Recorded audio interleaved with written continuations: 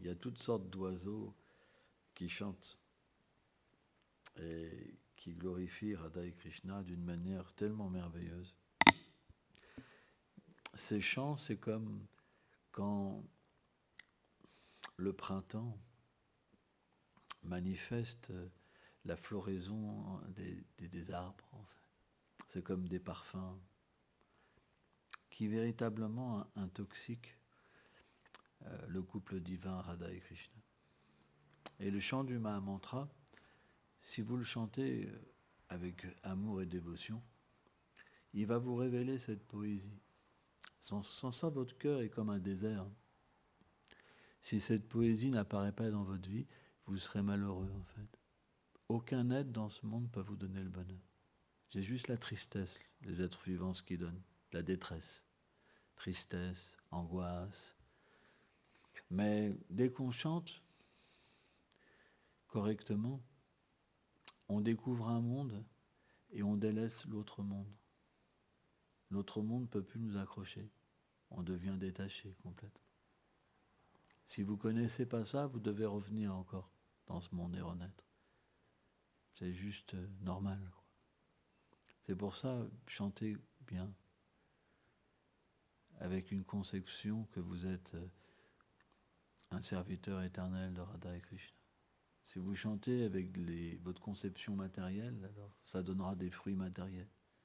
Vous vous attacherez. Les gens dans ce monde, ils confondent les sentiments d'amour matériel et les sentiments d'amour spirituel. Et on voit même des sannyasis s'attacher en fait à des femmes de nouveau et de prétendre en fait que c'est l'amour de Dieu. Et c'est un monde qui est plein de pièges en fait. Hein? Plein de pièges, plein d'hypocrisie. C'est pour ça c'est extrêmement difficile de faire une communauté, un mouvement dans ce monde matériel. Parce que les gens, en eux, habitent la dualité. Une dualité énorme. Ils disent oui, mais à l'intérieur, ils disent non. Ils disent je suis libéré, et en fait, ils sont super attachés. Pourquoi ? Parce qu'ils ne connaissent pas Vrindavan. Ils font semblant de connaître Vrindavan. Et ils se trichent eux-mêmes, en fait. Ils parlent de Vrindavan, mais ils se rattachent à ce monde. Ils sont pleins de concupiscence, alors qu'ils pensent qu'ils ont de l'amour. Ça ne peut pas être autrement. Mais on doit quand même faire les choses. Parce que dans des milliers de personnes, il y en aura un qui aura la qualification. C'est pour ça que Bhaktisiddhanta et Bhaktivedanta disaient, si je fais juste un pur dévot, je considérais ma mission comme excellente. C'est extrêmement rare. C'est pour ça qu'on les voit tomber, en fait, les sannyasis, comme ça, ou les renonçantes, en fait. Et on se dit, oh, ce dévot est tellement extraordinaire. Mais en fait, il n'était pas extraordinaire. Il paraissait extraordinaire pour attirer les femelles, l'argent, la gloire, comme les animaux font. Mais il était juste ordinaire. Parce qu'il est tombé, en fait, par son propre piège. Radha et Krishna ont essayé de l'aider, les Vaishnavas ont essayé de l'aider, mais il s'est approprié les choses pour lui. Et c'est très subtil. Faites attention. Parce que Maya est toujours là pour vous tester. Elle va vous dire, est-ce que celui-là, il va voir une personne, lui dit, est-ce que celui-là, il est vraiment sincère ? C'est très difficile, à moins d'être protégé par le gourou, par Prabhupada, notre filiation spirituelle authentique. Le Seigneur Nityananda, Gauranga Mahaprabhu, c'est très difficile de pouvoir éviter ces pièges. Dès que vous vous sentez un tout petit peu fort, c'est fini. Dès que vous vous sentez un tout petit peu avancé, c'est fini. Et ceux qui sont dans cet état-là, ils se reconnaissent déjà. Quand je parle, ou quand d'autres acharyas parlent de ça. Ils savent déjà qu'ils se trompent eux-mêmes, qu'ils sont tombés en fait. Et vous ne devez pas être surpris. Vous verrez des gens comme ça tomber de leur sannyas. C'est normal. C'est trop puissant, l'énergie matérielle. Vous verrez un jour des dévots faire des choses horribles, c'est normal. Pourquoi s'étonner? Vous comprenez? Si on s'étonne, c'est parce qu'on est immature. On rêve, quoi, vous comprenez? Et ce rêve-là, il n'est pas bon. Parce que, automatiquement, quand on est confronté à la vérité, on va se dire, mais je ne pensais pas que ça pourrait exister. Vous comprenez? On se crée quelque chose qui est faux. La réalité, elle est aussi importante pour qu'on puisse aller au bout du chemin. C'est que vous avez des dévots, même dans cette communauté, qui agissent d'une façon double. Extérieurement et intérieurement, ils cachent des choses. Parce que c'est la nature des êtres pécheurs. Ils gardent en eux ce désir. Dans le Srimad Bhagavatam, c'est expliqué, c'est comme un pot brûlé. Quand vous cuisinez dans un pot brûlé, il y aura toujours le coup de brûlé. Celui qui ne s'est pas détaché de la vie de famille, de l'attirance pour la vie sexuelle, ça revient.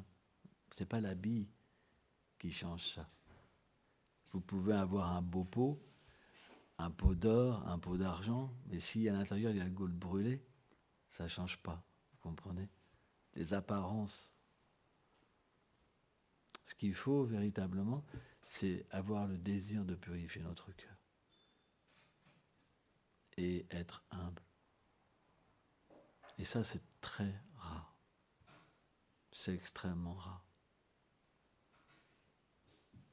Parce que c'est difficile. Parce que ça demande 100%. Ça demande de lever les bras et de s'abandonner. C'est extrêmement difficile. C'est pour ça que les Vaishnavas qualifiés, ils sont extrêmement miséricordieux aussi. Parce que ce monde, ce n'est que de vagues d'imperfection. De gens qui veulent obtenir une position. Vous comprenez?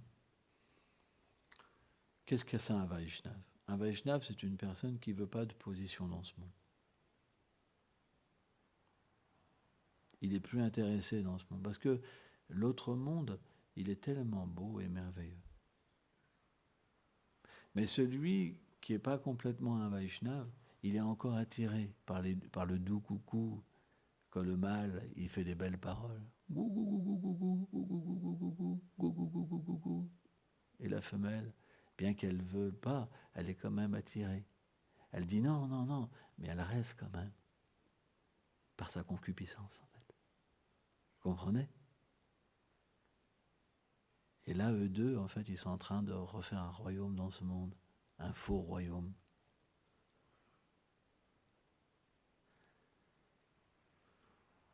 Ils sont pris au piège de Maya.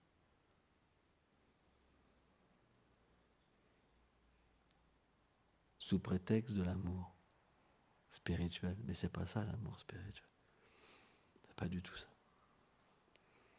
On ne peut pas s'aimer à travers le corps matériel et des émotions mixtes. On peut véritablement aimer quand le corps spirituel se manifeste. Pas avant. Parce que si vous aimez avant, vous allez vous rattacher. Et cet attachement, il va graduellement... au début, il ne paraît pas dangereux. Parce que c'est mélangé de trucs spirituels, mais le sentiment matériel est là. C'est entre les deux. Donc il n'y a pas l'activité sexuelle, mais ça se passe sur un plan subtil. Et graduellement, le désir sexuel va venir aussi. Il va venir contaminer, ça va devenir de plus en plus grossier. Et c'est comme ça, en fait, qu'un sannyasi peut tomber. Et qu'une renonçante peut revenir, en fait, à manger son propre vomi. C'est pas évident. C'est pas évident.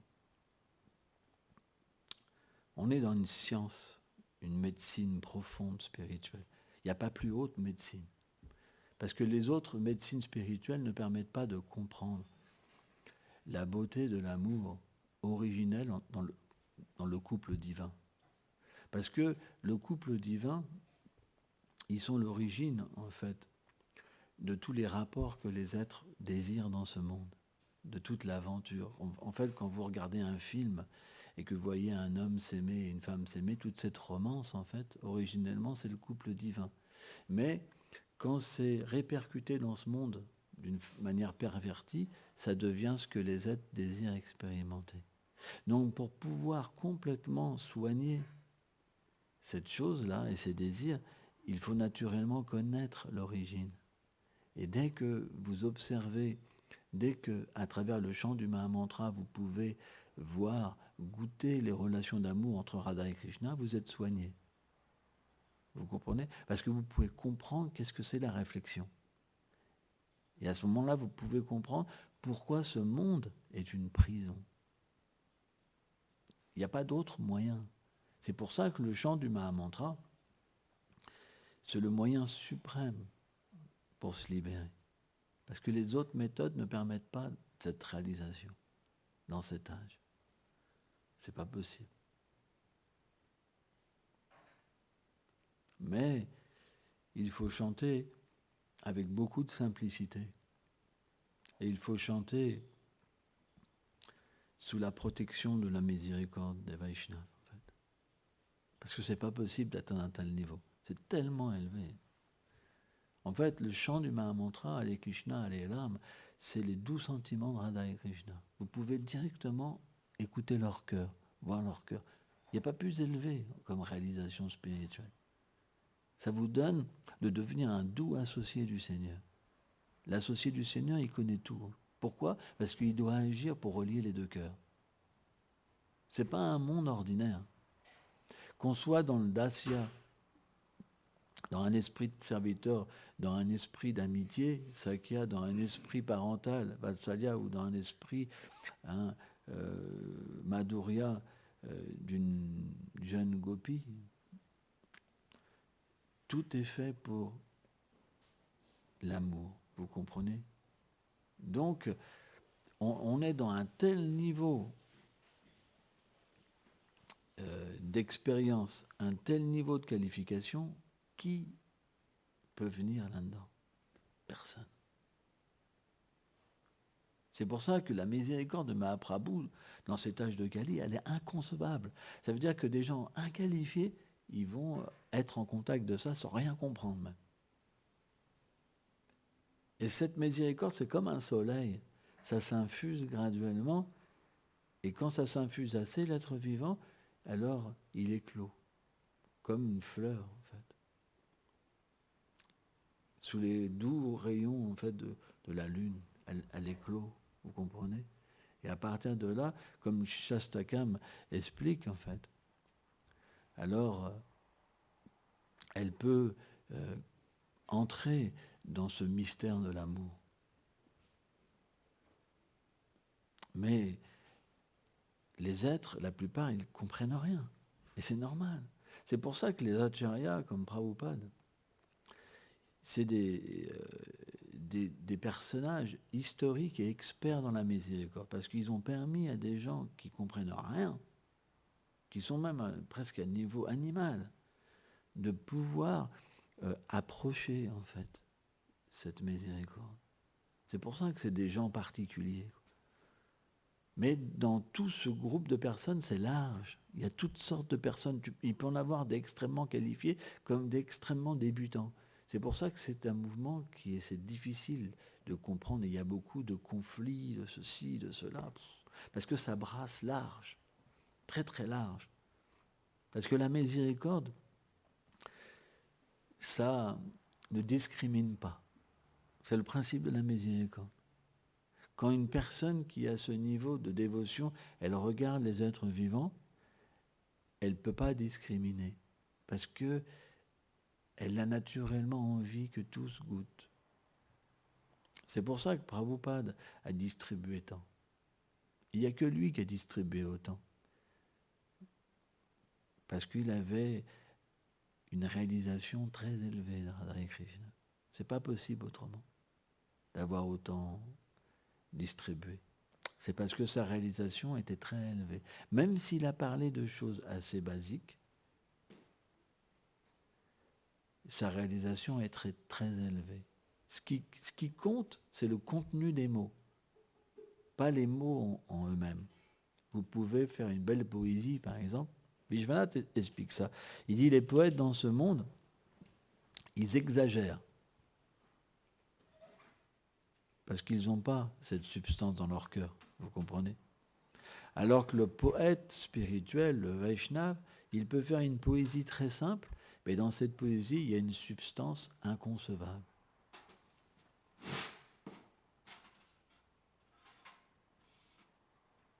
C'est pourquoi personne ne peut égaler un Vaishnav. Par exemple, prenons la Gita Govinda. Gita Govinda, Jayadev Goswami est le livre par excellence que Chaitanya Mahaprabhu aimait entendre. Parce que ça relate les doux sentiments de Radha et Krishna. Donc ça, on ne peut pas lire ces livres-là à un niveau immature. Mais personne ne peut écrire une poésie comme Jayadev Goswami. Personne. Par contre, une personne peut recevoir la miséricorde de Jayadev Goswami dans son cœur. Ça, c'est possible. Et se mettre à écrire de la poésie spirituelle. Donc, dans notre compréhension,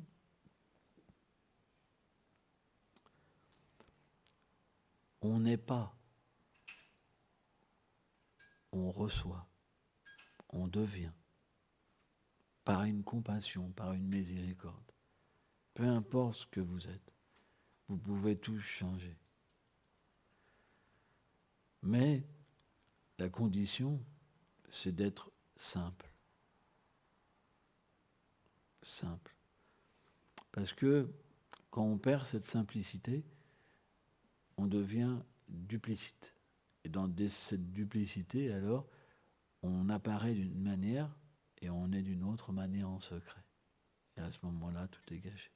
Il n'y a plus de poésie. On devient un grand tricheur. Parce que dans cette duplicité, quand on va faire de la poésie, ça sera pour attirer. On sera comme un coucou qui va chanter pour attirer les femelles. Vous comprenez? C'est pas évident.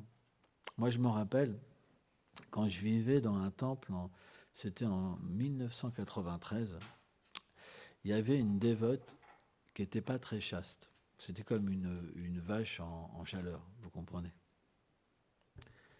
Et ça a fait un dégât. Même les brahmacharis de 60 ans, ils voulaient se marier avec elle. Et les dévots ont commencé à se quereller et tout. Au point que le président est obligé de la renvoyer. Hein. C'est pas évident. Hein. J'ai vu ça, hein. Je voyais les dévots quand il était là, il faisait des bons de 10 mètres de haut. C'est celui-là qui dansait le plus. D'habitude, c'était pas comme ça, je trouvais ça un peu bizarre. Et après, je suis venu au courant de l'histoire, que waouh, ça, c'est pas évident. Les chaînes de la vie sexuelle, c'est vraiment les chaînes qui nous empêchent de pouvoir chanter. C'est pas facile de ne pas être pris dedans, mais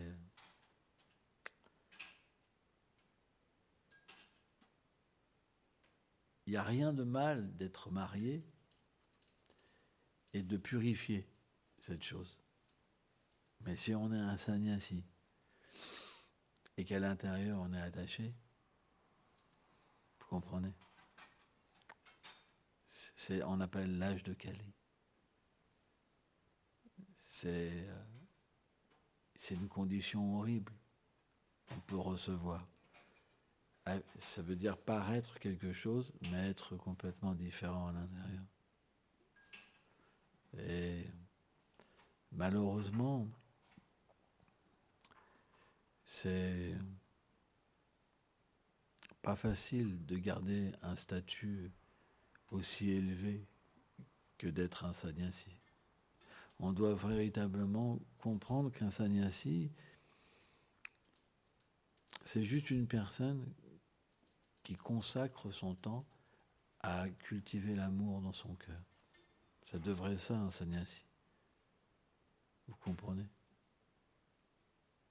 Un sannyasi, c'est simplement quelqu'un qui reprend le bhajan de son gourou. En fait. Le gourou lui donne en fait l'instruction, hein, lui donne sa miséricorde pour faire le bhajan, pour cultiver l'amour. Maintenant, tu vas cultiver l'amour, c'est ma mission. Vous comprenez? Et distribuer l'amour. C'est ça, un sannyasi. Un sannyasi, c'est pas simplement quelqu'un qui donne des ordres pour que des livres soient imprimés et distribués, pour faire qu'une mission, elle se répand, etc. Non, non. Un sannyasi, avant tout, c'est quelqu'un qui reçoit véritablement quelque chose de précieux du gourou, qu'il doit le cultiver et qu'il doit après le distribuer. C'est pour ça que l'acharya, en fait, qui suit, c'est pas forcément une personne qui fait la même chose, mais qui est dotée de pouvoir pour transmettre ce que son propre maître n'a pas eu le temps de transmettre, par exemple. Vous comprenez?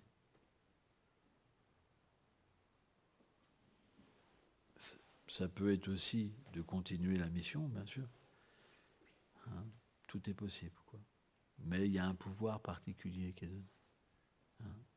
Donc on va lire un petit verset du Srimad Bhagavatam. Page 172, verset 37. Om Namo Bhagavate Vasudevaya.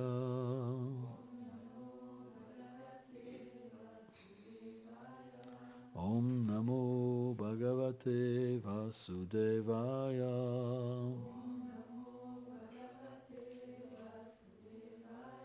Om Namo Bhagavate Vasudevaya.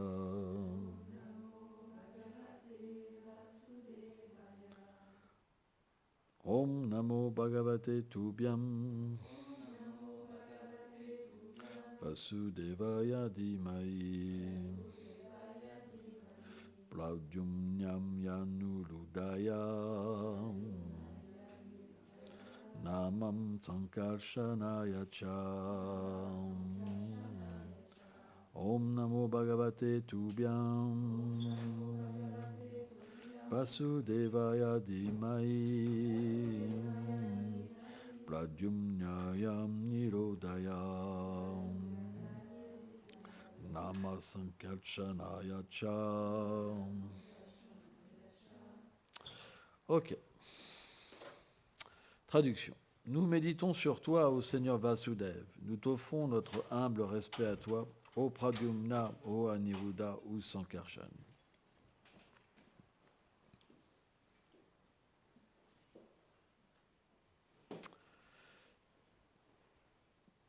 Suite de la teneur rapportée. Ce mantra a 32 syllabes et sa divinité maîtresse est Bhagavan, le Seigneur suprême, dans sa forme quadruple de Vasudev, Pradyumna, Aniruddha et Sankarshan. Or, ce mantra peut avoir plusieurs significations. Pour saisir cette vérité, on doit comprendre que le Seigneur original Krishna manifeste plusieurs formes quadruples dans ses demeures éternelles. Or, celle qui est mentionnée dans notre verset trouve sa source dans la forme de Vasudev Krishna dans sa demeure de Dwarka. Là, le Seigneur Vasudev Krishna et son frère Balaram, Sankarshan, Pradyumna, est présent en tant que le fils de Krishna et Aniruddha en tant que son petit-fils. Cette disposition peut ainsi être comprise en relation avec les formes du Seigneur qui sont liées à la création, Pradyumna, au maintien, Aniruddha, et à la destruction, Sankarshan. Les mots Nama Dhimai signifient méditons sur le fait de rendre nos hommages, ce qui implique d'offrir ses respects dans son mental. Om Agana Tibilandasya Jnanam Jalam Shalakaya Shakshur Meditam Jena Taisme Shigula Venama. Donc, Quand un gourou donne à son disciple un mantra, il donne à chaque disciple le même mantra. C'est celui qui est donné par la filiation spirituelle. C'est ce que nous faisons. Or, selon la disposition intérieure du disciple, et surtout suivant sa position éternelle à Vrindavan, le mantra se révélera différemment. Parce que le Seigneur a des qualités innombrables, une beauté infinie, et naturellement, il peut être perçu d'une façon sans limite. C'est pour ça, bien que nous recevons ce même mantra, nous pouvons le percevoir d'une façon différente. Or, dans ce contexte, par exemple,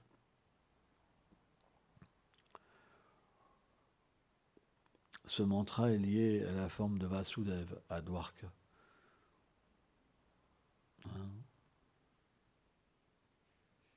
De Vasudeva,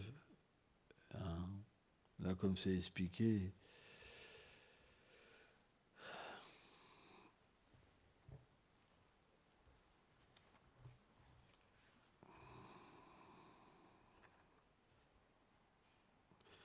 vient Balaram, Pradyumna, Aniruddha.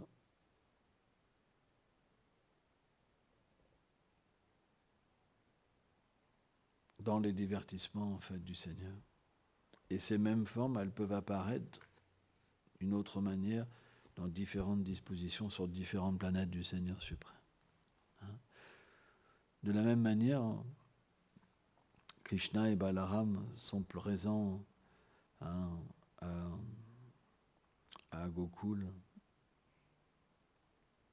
Et un dévot, donc, selon sa disposition intérieure, naturellement, va percevoir les noms du Seigneur différemment, sera attiré vers quelque chose, vers un aspect du Seigneur, plus qu'un autre.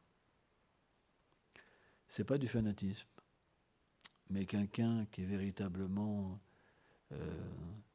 fixé sur une forme de Krishna, il n'arrive pas à être fixé sur une autre forme. On voit par exemple Murari Gupta, ça c'est une preuve. Murari Gupta, dans les divertissements de Ramachandra, c'est Hanuman. Et un jour, Chaitanya Mahaprabhu, pour jouer avec Murari Gupta, il lui a demandé en fait de quitter sa méditation pour accepter la méditation sur Krishna. Et comme Chaitanya Mahaprabhu est le Seigneur suprême, il est aussi Ramachandra, comme il est aussi Krishna. On voit par exemple Chaitanya Mahaprabhu a manifesté à Sarvabhauma Bhattacharya sa forme de Sadbhuja par exemple, une forme à 6 bras, où il jouait de la flûte, où il portait un pot à eau et un bâton. Et il avait aussi un arc et une flèche, Sadbhuja. Et donc Murari Gupta, bien qu'il ne peut pas quitter le refuge de Raghunath, de Ramachandra, il est obligé de suivre les ordres de Chaitanya Mahaprabhu. Et il a essayé toute la nuit, en fait, de quitter le refuge des pieds paresseux de lotus, de Ramachandra. Toute la nuit, il a essayé, de toutes ses forces. Et il a simplement pleuré toute la nuit, parce qu'il ne pouvait pas quitter le refuge des pieds de Ramachandra. Et en fait, il est arrivé le matin, tout triste et, détruit complètement. Il est tombé aux pieds de Mahaprabhu et il a avoué son échec, en fait. Et Chaitanya Mahaprabhu était très content de Murari Gupta. Il lui a dit que, en fait, tu es Hanuman et que tu ne peux pas quitter, en fait, le refuge des pieds de Raghunath.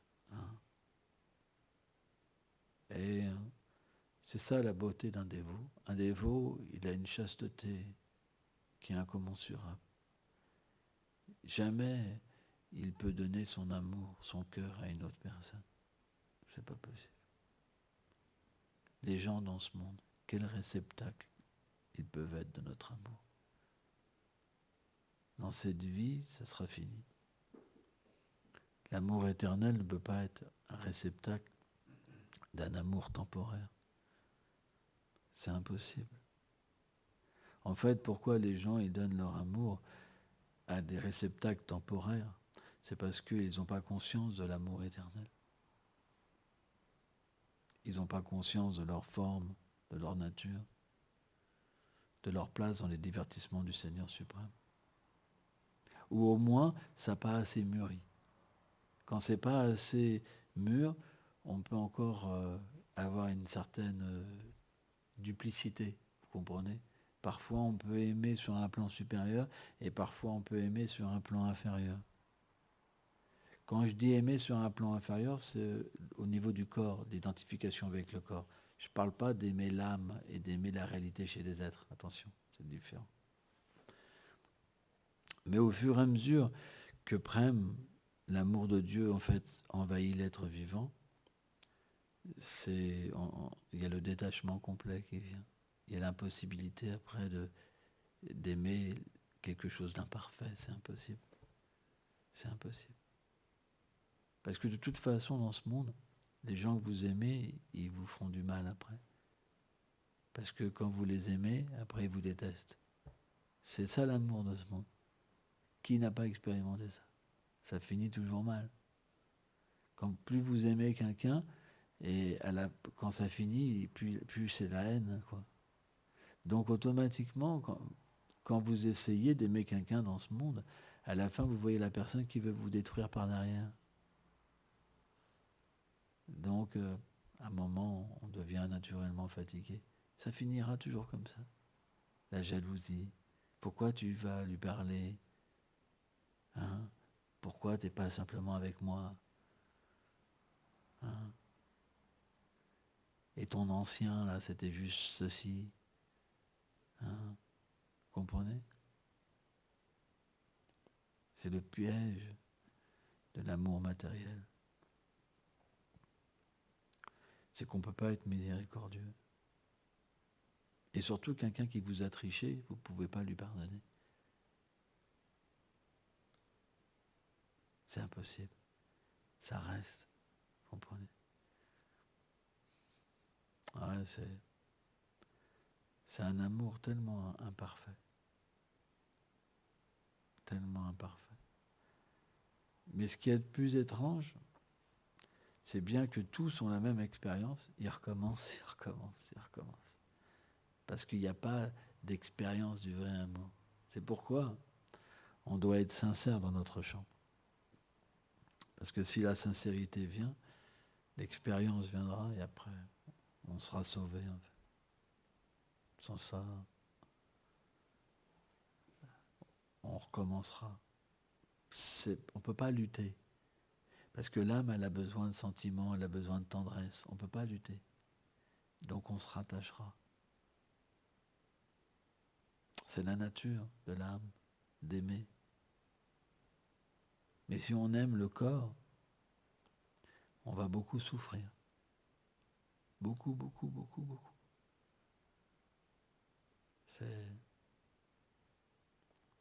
On devrait plutôt transposer notre amour et notre attachement au pied de Krishna.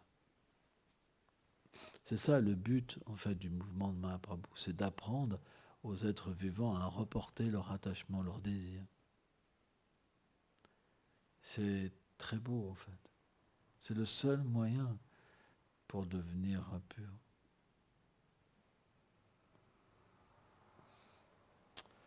C'est pourquoi on doit chanter le mantra. Le mantra, c'est ce qui peut nous sauver vraiment. Mais pour que le mantra soit effectif, le Padma Purana explique qu'il faut le recevoir d'une source authentique. Parce que le mantra, il doit être combiné aussi avec la connaissance. Si nous ne comprenons pas ce qu'est le mantra, ça ne fonctionne pas. Parce que notre disposition vers le mantra ne sera pas bon. sera pas bonne. Et on ne pourra pas recevoir l'expérience du mantra. C'est logique. Si on vous explique que vous êtes Dieu, que vous êtes un, quand vous allez chanter, le mantra ne va pas révéler une relation d'amour. Vous comprenez ? Vous allez juste expérimenter une extase, pas plus. Mais si vous êtes conscient que vous êtes un serviteur, alors vous pouvez être engagé dans un service. Donc il faut la connaissance. C'est à travers la connaissance, naturellement, on a une disposition et des sentiments. Et le Seigneur réciproque. Vous comprenez ?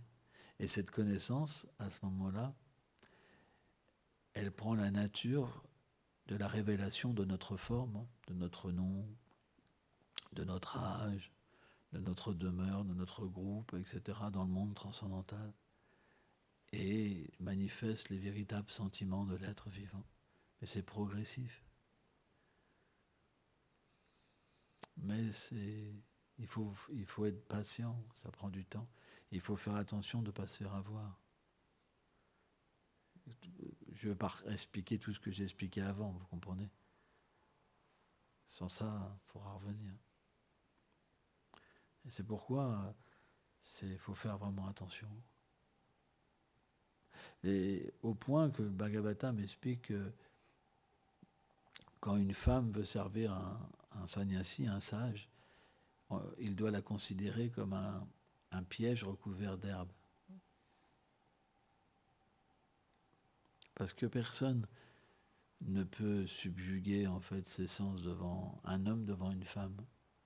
La femme est considérée comme le feu et l'homme comme un pot de gui. Dès que l'homme s'approche d'une femme, c'est fini. Il perd pied. Il se met à devenir un oiseau qui chante ses gloires, au lieu de chanter les gloires de Krishna et du gourou. Même quand il est à côté du gourou, il ne voit même plus le gourou, il voit son petit ange. Et après, le faux sannyasi, il veut éduquer les êtres et prêcher. Vous comprenez ? C'est la folie. C'est fort. Maya est puissante. Tellement puissante. C'est triste. Mais bon, c'est des choses qui doivent arriver. Parce que l'énergie matérielle est extrêmement forte. C'est extrêmement forte. Elle vous contamine d'une manière que vous ne pouvez pas voir. Vous croyez que vous êtes bien situé et vous êtes de moins en moins bien situé, mais vous pensez toujours que vous êtes bien situé. Et à un moment, c'est la chute. Et vous dites, qu'est-ce qui s'est passé ? Vous pleurez, et puis vous dites, wow, qu'est-ce qui s'est passé ? Mais c'est trop tard. Vous comprenez ?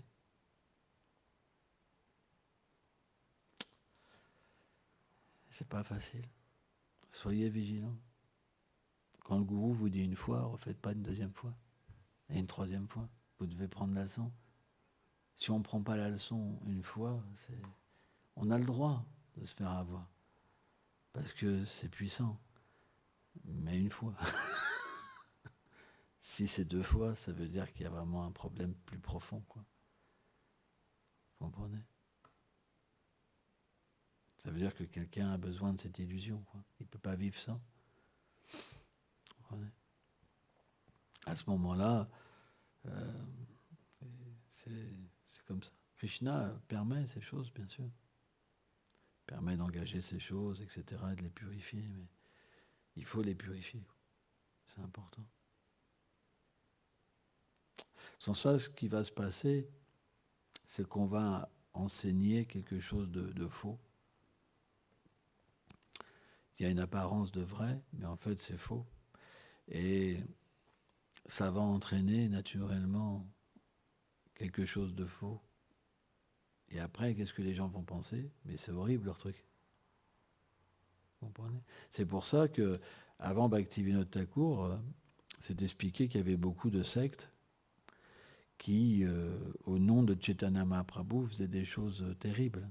Et les gens pensaient que les enseignements de Chaitanya Mahaprabhu étaient horribles. Et c'est Bhaktivinoda Thakur qui a dénoncé toutes ces choses, en fait. en expliquant philosophiquement que c'était pas véritable en fait. On a le droit à l'erreur, bien sûr, mais on ne doit pas camoufler notre erreur en faisant passer notre erreur pour une réalité. On doit reconnaître que, comment dire, on a fait une erreur et revenir dans la réalité. C'est important. C'est très important. Et là, naturellement, on sera une source d'inspiration pour les autres. Parce que quand on reconnaît notre erreur, on devient une source d'inspiration. Parce que les gens peuvent comprendre que c'était une erreur et des choses qui ne sont pas à faire. Mais si on camoufle une erreur, automatiquement, les autres la feront comme une norme. Et ce n'est pas une bonne chose. Voilà, merci.